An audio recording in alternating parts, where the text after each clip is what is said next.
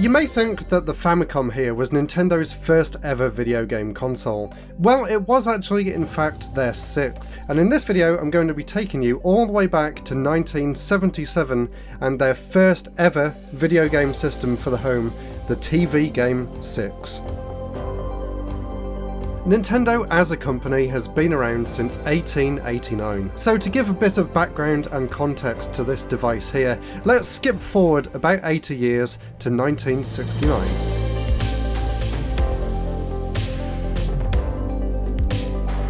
So in 1969, Nintendo was split into three distinct departments. Departments 1 and 2 were designed to carry on their traditional card manufacturing, but Department 3 is the really interesting one here. Department 3 was the Toy and Game Research and Development Division, and this is the one that we'll be focusing on in this video. It was their first dedicated research and development office, founded by Hiroshi Imanishi, and Imanishi himself had actually joined Nintendo back in 1963. And managed to convince the then president of the company, Hiroshi Yamauchi, that the future of the company should be more focused on games and toys rather than just cards. And Gunpei Yokoi, another name that you're probably familiar with, actually joined the company in 1965 and became the first hire in this new division. The Games Research Division continued all the way up until 1978 when it was split up into R&D 1, which would then go on to found things like the Famicom and the Game Boy, and the Donkey Kong arcade machine, among many others. The first electronic toy that was made in this new division was the Love Tester by Gunpei Yokoi. Some people actually believe that this was Nintendo's first ever electronic toy,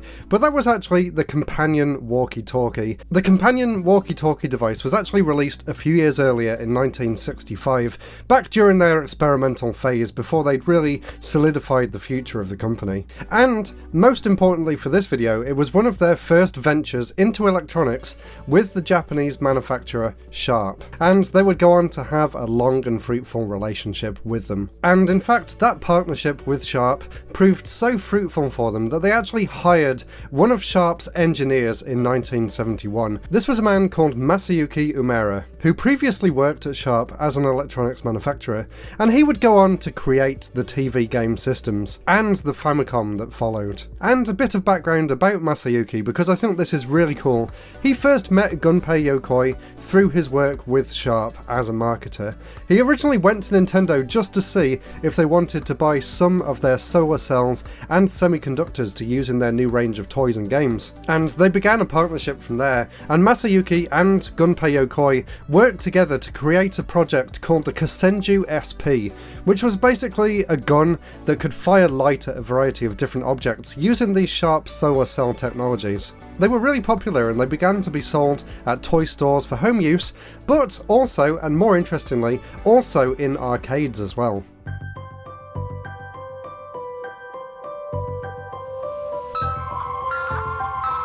This is Odyssey, the new electronic game simulator. A year before the release of the Magnavox Odyssey, which is one of the actual first ever video game consoles, back when it was still just called the Brown Box, Magnavox actually came to Nintendo to ask for help with developing a light gun. So Nintendo actually redesigned their Kōsenjū SP light guns to work with a TV screen, and helped Magnavox to create the gun that would be sold for the system. So Nintendo at this point already had their hands in the video game market, but unfortunately Yamauchi didn't want to jump straight into video games. Instead, they took their light gun technology and expanded it even further, with their plan to redevelop abandoned bowling alleys into whole light gun ranges for loads of people to play at once on really big projector screens. It sounds really cool, and at first it did really well for them.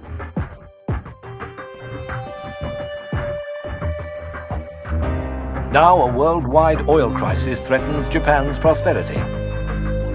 They were hit with the oil crisis and they were forced to close these new light gun alleys, and they also had to pivot away from their plastic toys and models because they were just getting far too expensive and they couldn't turn a profit. So Nintendo decided to turn all of their attention inwards back into the video game industry. So the first thing they did was actually to downscale and go back into the arcade market, and really interestingly, they actually partnered with SEGA to release some of their early arcade shooting games in America, so it is really cool to see Nintendo and SEGA working so closely together this long ago in the 70s. In 1975, 2 years before the release of the TV game 6, Nintendo released what they consider to be their first true video game, called the EVR Race, which stands for Electronic Video Recording Race.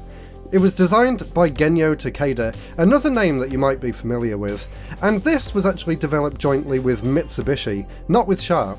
Basically, it was like a virtual betting game, where you could see on the screen either a horse race or a car race, and then there would just be different panels that you could sit at and choose which car or horse you thought would win the race, and then it would play a series of different video projections, seemingly at random. So kind of think of it as an early example of an FMV game, but even more limited in its execution. And that year also marked the release of Japan's first ever game console by a company called Epoch. It was nothing more than a simple Pong clone, but it was the start of the revolution to come. So after the success of the Magnavox Odyssey and the influx of Pong clones that followed, Nintendo finally decided to try their hand at a true video game console. Well, a lot of people think it was Nintendo, but actually, we're going back to Mitsubishi for the launch of the TV game 6, because it was actually designed by them originally, and Nintendo wasn't even planned to have any involvement in the system at all. Mitsubishi originally planned for this to be a development in partnership with a company called Systech, but ultimately the partnership fell through and Systech folded as a company, leaving Nintendo as a good alternative. So they decided to team up and produce the two TV game consoles, the 6 and the 15, and they were actually only released a few weeks apart. And really interestingly, the chip that's inside the TV game 6 is exactly the same as the chip that's inside the TV game 15, you just can't access some of the games on this model. So I think it was kind of a business decision to make one at a cheaper price, which was actually less than 10,000 yen, which is a lot cheaper than any of the competition at the time, and then there was a more expensive TV game 15. So now with the history out of the way, let's take a look at the console itself. So the version I've got here is actually the very first version that was ever released. It takes batteries that go into this battery compartment here. It actually takes 6 C-size batteries, and I have no idea how long they last, because I can't really imagine anyone playing it for more than just a few minutes at a time, because although it says there's 6 games, there's actually only 3 games, and then you get a singles and a doubles variation of each one. So it is a little bit misleading in that regard. And the 3 game types are hockey, volleyball, and tennis. Basically, they all play exactly the same, they're just Pong. And something else interesting about this very early version of this console as well, the paddles can actually keep moving up the top of the screen and loop round and come back up the bottom of the screen. They actually fixed that in future revisions, but in this first one that's how it works. And there is also no AI computer controlled opponent in this, it is strictly a 2-player game, so I asked my girlfriend for help so we could actually play this together and capture some footage. And it was actually surprisingly still fun to play today, despite its incredible simplicity. And also, if you're wondering, it is actually called the Colour TV game 6, but unfortunately, because I've only got a PAL CRT here, you can't actually access the colour from the screen when you're trying to dial in the settings, so I can only play it in black and white, so I do apologise. Although it's called colour, it really is just a few different shades, so you're not really missing out on much for just playing it in black and white. So you might have been wondering what all these switches do here. Well, let's go through them one at a time and I'll explain a little bit about what they do. So the first switch here actually controls the racket size. The first one's for the player on the left, and the second one's for the player on the right, so you can either get a big or a small paddle. The next one is kind of interesting, it actually adjusts the speed of the ball, so when the ball bounces you can actually choose, do you want it to bounce slow or do you want it to bounce fast? So that's kind of a difficulty switch. And then this final button here is how they can call this a 6-in-1 console. It basically just changes the game type from singles to doubles, so you get 2 paddles to control, and depending on what game, you're either controlling them both on the same side of the screen, or you're controlling one on your side and one on the opponent's side. So that's basically what all these do. This one controls the different types of games, and this one is just simply on or off, and then the green button restarts that and sets the score back to 0. So I really hope you enjoyed this look at Nintendo's early history. This is only a small part of a much bigger project that I'm planning. I'm going to be covering Nintendo in a lot more detail, so please subscribe, click down there and click subscribe and ring the bell if you enjoyed this, and stay tuned because in the next one of these videos I'll be taking a look at how they got their first start in portable gaming with this here, which is the very first Game & Watch system that was ever released. So I really hope you're looking forward to that.